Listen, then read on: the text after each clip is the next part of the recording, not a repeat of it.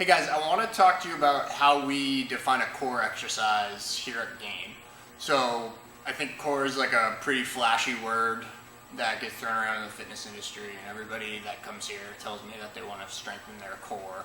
And I just kind of want to show you how we think about it and how it can kind of apply. So how I define a good core exercise is something that challenges the relationship between your ribs and your hips.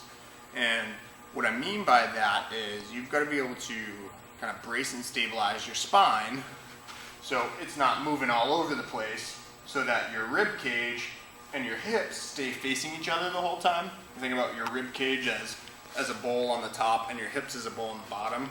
We want them facing each other. So if you think about like an exercise like a plank where you're down on the ground holding it here, we want to make sure that the hips are facing the ribs, and as soon as there's a change in there, and on a plank it's usually the people coming up too high, or most commonly letting the hips sag down too low, that relationship between your hips and your ribs changes, so you're not necessarily training the core there. And we can challenge that relationship a few different ways. Like a plank, for example, is an anti-extension core exercise. I always talk about the core as an anti-mover, so trying to resist motion.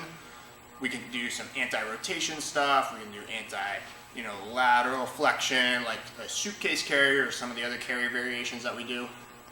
But thinking about it a little bit further and thinking past just specific core exercises, think about the training that you're doing for your core, doing some of the bigger kind of compound lifts like squatting and deadlifting. So when I set up for a deadlift, if I get really organized at the top and make sure that my spine is stabilized, when I come down to the bar, that relationship with my ribs and my hips stays exactly the same through all of the reps of the deadlift. Same thing is true on the squat. If I'm here, I shouldn't squat there and break at my spine. I should squat and maintain that relationship the whole time through, no matter how low I'm going. And that's one of the reasons that we modify the depth for some people if you don't have that hip mobility or ankle mobility or whatever it may be. So when you're thinking about core exercises, think about that relationship between your hips and your ribs and what's happening while you're moving.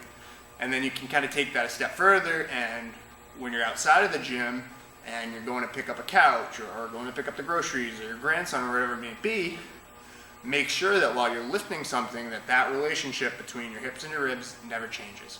All right, thanks guys.